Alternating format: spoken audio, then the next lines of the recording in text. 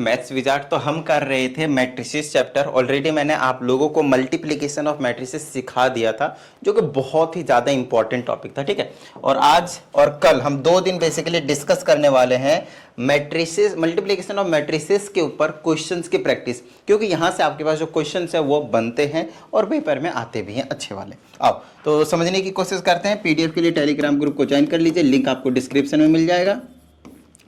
और अगर किसी भी स्टूडेंट को कुछ डाउट आता है तो आप इस नंबर पे कनेक्ट हो जाइए, आप लोगों को प्रॉपर वीडियो सॉल्यूशन देने की मैं पूरी कोशिश करूंगा। साथ ही अगर किसी भी स्टूडेंट को personal online class 1-on-1 class की रिक्वायरमेंट हो तो आप इसी नंबर पे मैसेज छोड़ सकते हैं व्हाट्सएप पे, ठीक है। चलिए आगे की बात करते हैं।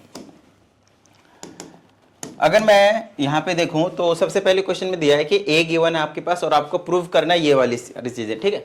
जिसमें ए तो आपको पता है, और यहाँ पे जो आई होता है ना, आई हम बोलते हैं आइडेंटिटी मैट्रिक्स है।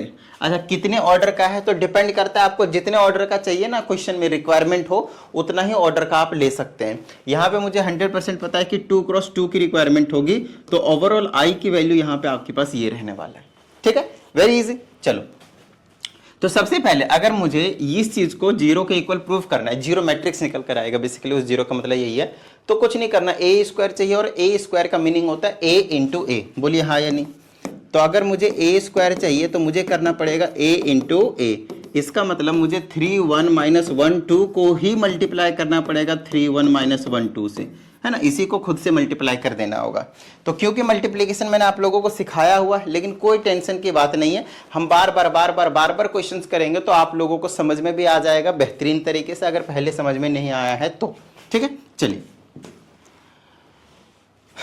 करते हैं इसको मल्टीप्लाई। तो हमारे पास जो ए स्क्वायर निकल कर आएगा 100% है। सबसे पहले हम चेक करते हैं हमेशा कि मल्टीप्लाई हो सकता है या नहीं हो सकता है। ये 2x2 का, ये 2x2 का, फर्स्ट का कॉलम सेकंड का रो इक्वल है, मल्टीप्लाई हो सकता है। आंसर क्या आएगा, फर्स्ट का रो सेकंड का कॉलम 2x2, कोई दिक्कत वाली बात नहीं, ठीक है। चलो मल्टीप्लाई करने के लिए हमने आपको बताया था रो को फिक्स करो और दोनों कॉलम से मल्टीप्लाई करोगे, इस वाले से भी और इस वाले से भी, राइट। तो चलो करते हैं।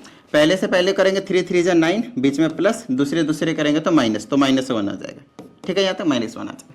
पहले से पहले को, दूसरे से दूसरे को।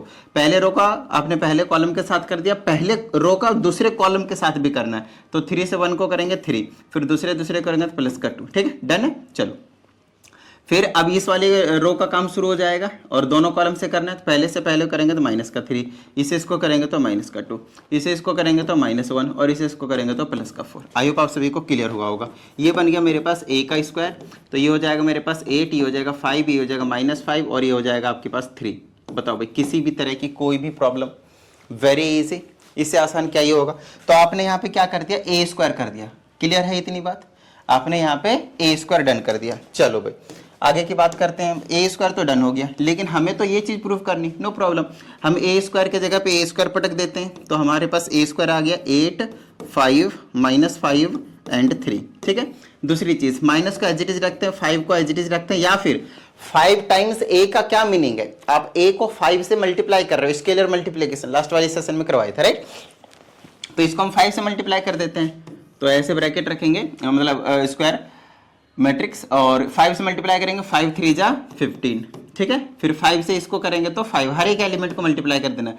5 से इसको करेंगे तो -5, फिर 5 से इसको करेंगे तो 5 2 जा 10। क्या इतनी सी बात समझ में आ गई। डन है। उसके बाद प्लस का 7 आई है, तो यहाँ पे प्लस करेंगे, फिर 7 आई का मतलब पता ये है, तो 7 से इसको मल्टीप्लाई करते जाओ, ठीक है।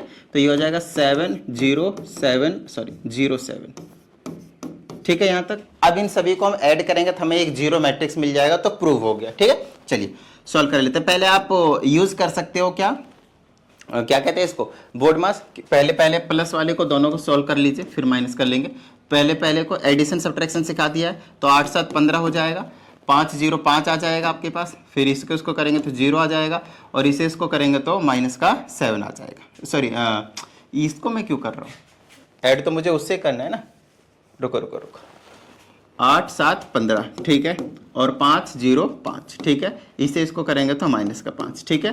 फिर इसे इसको करेंगे तो 10 आ जाएगा। क्लियर हुई इतनी बात। और फिर ये माइनस का आपके पास क्या है, आपके पास 15 है, फिर 5 है, फिर -5 है, और फिर आपके पास 10 आपको देखने को मिलेगा। डन है यहाँ तक। अब इनको सब्ट्रैक्ट कर दीजिए।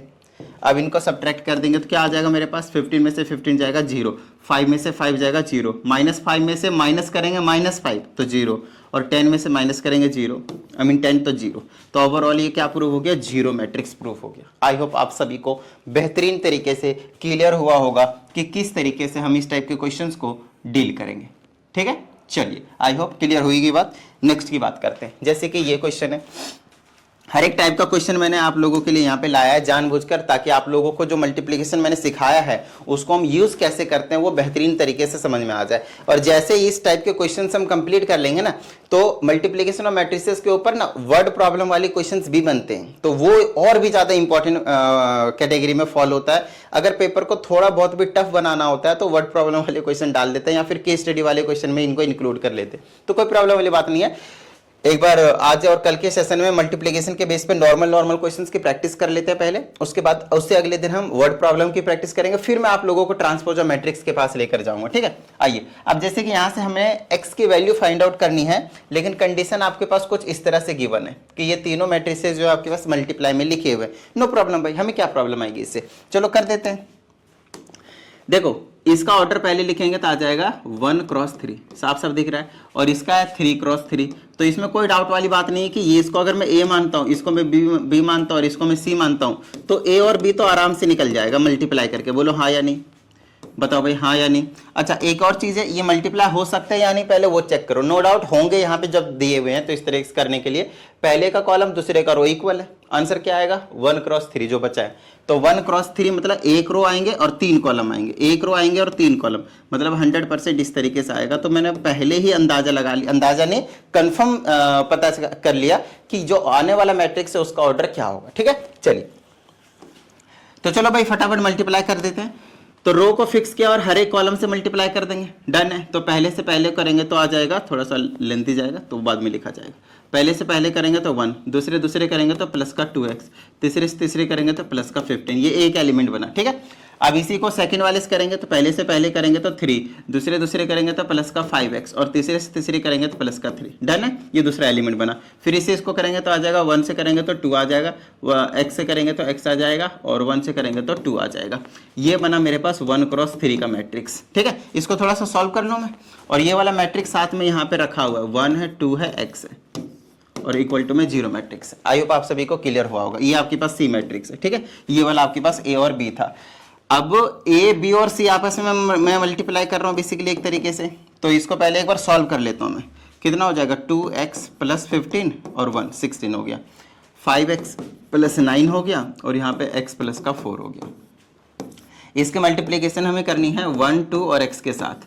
तो यहाँ से फिर से हम पता कर सकते हैं कि इसका ऑर्डर क्या आने वाला, मल्टीप्लाई होगा या नहीं, और जो मल्टीप्लाई होकर आएगा उसका ऑर्डर क्या होगा। ठीक है, जैसे कि इसका ऑर्डर है आपके पास 1 क्रॉस 3 का, इसका ऑर्डर है 3 क्रॉस 1 का, तो ये और ये इक्वल है, पहले का कॉलम और दूसरे का रो अगर इक्वल होता है तो मल्टीप्लाई हो सकता है। और आंसर जो आएगा यहाँ पे क्या बचा 1, और यहाँ पे क्या बचा 1, 1 क्रॉस 1। ठीक है, चलो तो 1 क्रॉस 1 मतलब एक सिंगल एलिमेंट निकल कर आएगा मेरे पास, बिल्कुल एक सिंगल एलिमेंट निकल कर आएगा। ठीक है भाई, कर लेते हैं। चलो तो 2x ये पहला एलिमेंट है, पहले से करेंगे तो 2x प्लस 16 आया, डन है। फिर दूसरे करेंगे तो 5 2 जा 10x प्लस 18 आ जाएगा, अरे इसको मल्टीप्लाई कर दिया।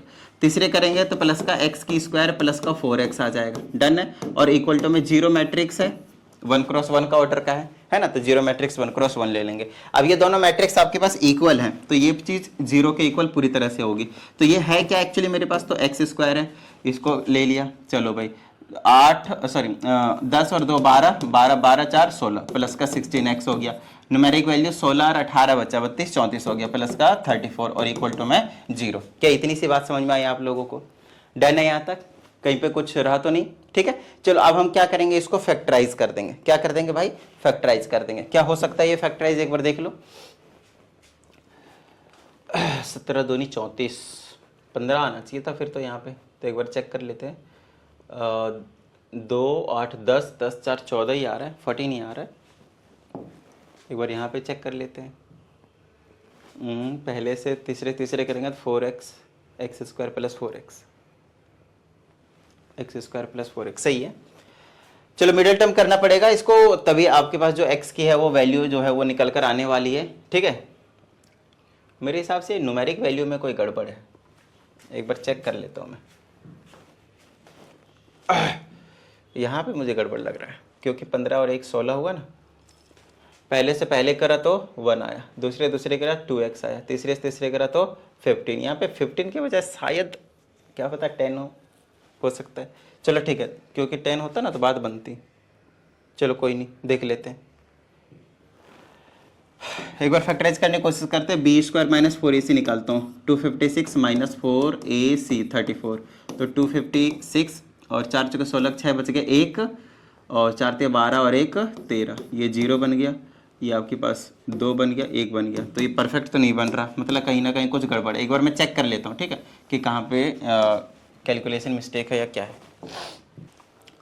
ठीक है, तो दिख गया मुझे कहाँ पे मिस्टेक किया था। यहाँ पे कैलकुलेशन मिस्टेक थी आपके पास एक, ये वजह 5x प्लस 9 नहीं है, 5x प्लस 6 होगा। 3 प्लस 3 6 ही तो होता है, मैंने मल्टीप्लाई कर दिया।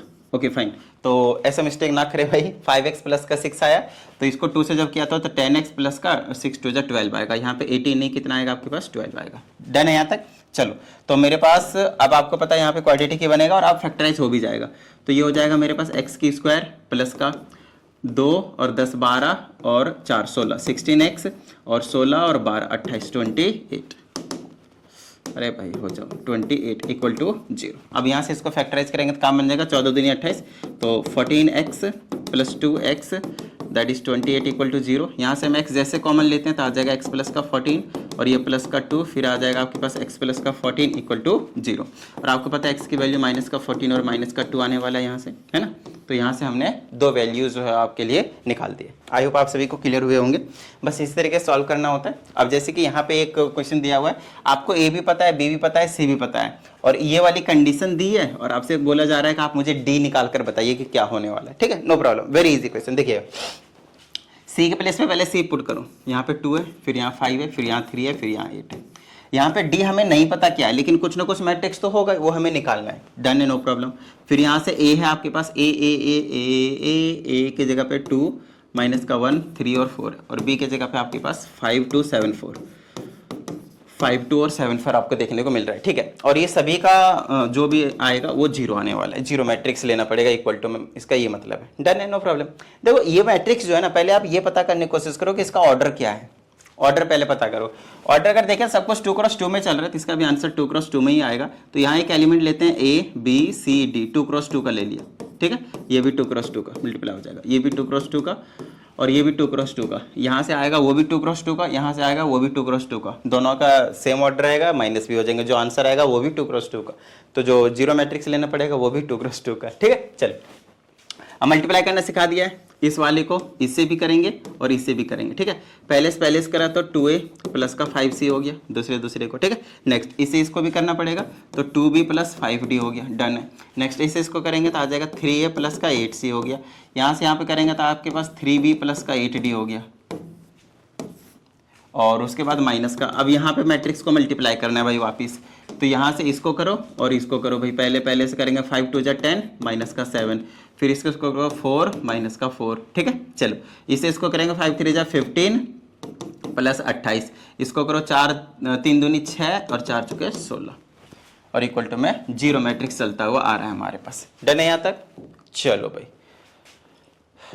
अब इनको हम माइनस कर सकते हैं 2 मैट्रिक्स से, तो ये आ जाएगा मेरे पास 2a प्लस 5c, और ये क्या है, ये है एक्चुअली 3, तो अंदर ये माइनस करेंगे तो आ जाएगा माइनस का 3। ठीक है, ये पहला डन हो गया। इसे इसको करेंगे, अब ये आ जाएगा 2b प्लस का 5d, और वो तो 0 है तो नो नीड टू राइट। यहाँ से करेंगे तो आ जाएगा 3a प्लस का 8c, और ये इसको माइनस करेंगे। वैसे इसको पहले ऐड कर दो, कितना हो जाएगा 43, तो 43 माइनस कर दो। फिर इसको और इसको करने वाले हैं तो 3b प्लस का 8d, 16 6 22 है ना, तो माइनस का 22। और ये सभी हमने माइनस करने के बाद दोनों मैट्रिक्स को इक्वल रखेंगे किसके, 0 मैट्रिक्स के ऑफ 2 क्रॉस 2। अपने हिसाब से आप ऑर्डर वाला 0 मैट्रिक्स ले सकते हैं, क्योंकि 2 मैट्रिक्स इक्वल है तो अब तो कोई टेंशन वाली बात ही नहीं, फटाफट कंपेयर कर देंगे। तो ये पहली के एलिमेंट इक्वल होंगे, तो 2a प्लस का 5c माइनस 3 इक्वल टू 0 होगा, यानी माइनस 3 राइट हैंड साइड भेज दो तो क्या हो जाएगा इक्वल टू 3। डन है। उसी तरीके से ये क्या होगा 2b, a और c वाला ले लो, जैसे ये वाला लिया ना तभी तो सॉल्व कर पाएंगे। तो ये आ जाएगा 3a प्लस का 8c, और इसको उधर भेज देंगे तो 43 हो जाएगा। डन। यहाँ तक जानबूझकर मैंने ए और सी वाले को एक जगह रखा, तो इसको मैंने फर्स्ट इक्वेशन और इसको मैंने सेकंड इक्वेशन बोला। इसी तरीके से हम क्या करेंगे, बी वाले और डी वाले भी लेंगे। तो 2b + 5d जो है वो इक्वल टू आपके पास 0 होने वाला है, और यहाँ से 3b + 8d और इक्वल टू में -22 इक्वल टू चला गया +22। ये थर्ड इक्वेशन हो गया, और ये आपके पास फोर्थ इक्वेशन हो गया। क्या इतनी सी बात समझ में आई आप लोगों को? डन है। अब ध्यान से सुनिएगा मेरी बात, ठीक है। हमें ABC की वैल्यू कैलकुलेट करनी है, नो प्रॉब्लम भाई, कर लेते हैं। तो यहाँ से देखो इनको एलिमिनेशन मेथड से सॉल्व कर देते हैं। तो किसी का एक का कोफिशिएंट पहले सेम कर लो, इसको 3 से मल्टीप्लाई कर दो, इसको 2 से, तो ये वाले सेम हो जाएंगे। इसको 3 से करेंगे तो आ जाएगा 6a प्लस का 5 3 जा 15c और 3 3 जा 9। इसको 2 से करेंगे तो आ जाएगा 6a प्लस का 16c इज इक्वल टू 2 से करेंगे तो आ जाएगा 86। ठीक है, साइन चेंज करो, टिडिंग ये कैंसिल हो जाएगा। यहाँ करेंगे माइनस का c आएगा, और यहाँ पे अगर मैं माइनस करता हूँ तो कितना आएगा, माइनस का 77, राइट। तो ये आ जाएगा c की वैल्यू माइनस का 77। क्लियर हुई इतनी बात? अच्छा, c की वैल्यू मैं किसी में भी सब्सटीट्यूट कर देता हूँ, जैसे ये वाला इक्वेशन उठाया मैंने, तो ये आ जाएगा 2a प्लस का 5 इंटू में 77 और इक्वल टू में 3। डन है यहाँ तक? चलो यहाँ से आ जाएगा 2a माइनस का 7 5 35 के 5 बच के 3 7 35 और 3 38 इक्वल टू 3। तो ये आ जाएगा 2a इज इक्वल टू, इसको राइट हैंड साइड भेज देंगे तो 358 प्लस का हो जाएगा। तो ये आ जाएगा a is equal to, add करो 5 लिखते हैं, फिर अब ऐड करूँगा 385 था ना, और तो ये आ जाएगा 388 है ना, और 2 से इधर डिवाइड हो जाएगा टिडिंग करके, 2 से काटेंगे तो आ जाएगा 1 बार में 9 बार में 4 बार में 194 आपके पास a की वैल्यू आ गई। क्या इतनी सी बात समझ में आई? थोड़े से वैल्यूज ज़्यादा ही बड़े आ रहे हैं, इतना ज़्यादा वैल्यू जनरली मैट्रिक्स में देखने को नहीं मिलता है नॉर्मल कैलकुलेशन में, बट ठीक है, आ रहा है तो क्या कर सकते हैं। बट कि प्रोसीजर आपके पास एग्जैक्टली यही है। जिस तरीके से मैंने एलिमिनेशन से a और c निकाला, उसी तरीके से आपको क्या करना है, b और d निकालना है। ये आप लोगों के लिए है। इन दोनों को सॉल्व करके जिस तरीके से मैंने a और c निकाला है, ठीक उसी तरीके से आपको b और d कैलकुलेट करनी है। क्लियर हुई इतनी बात? और जैसे आपको ABCD मिल जाएगा, तो ये जो आपने d माना हुआ था, d कहाँ है, d ये वाला जिसको आपने ABCD बोला हुआ, ये वाला यहाँ पे पुट कर देंगे ABCD की वैल्यू, तो वही मैट्रिक्स आपके पास D हो जाएगा। तो फाइनली लास्ट में आप लिख देंगे कि D मैट्रिक्स आपके पास ये वाला जो है वो निकल कर आया हुआ। बताओ भाई, किसी भी तरह की कोई भी प्रॉब्लम? आई डोंट थिंक कि कोई भी प्रॉब्लम होगी आप लोगों को यहाँ तक। तो चलिए मिलते हैं कल के सेशन में, प्रैक्टिस करते रहिएगा। जय हिंद।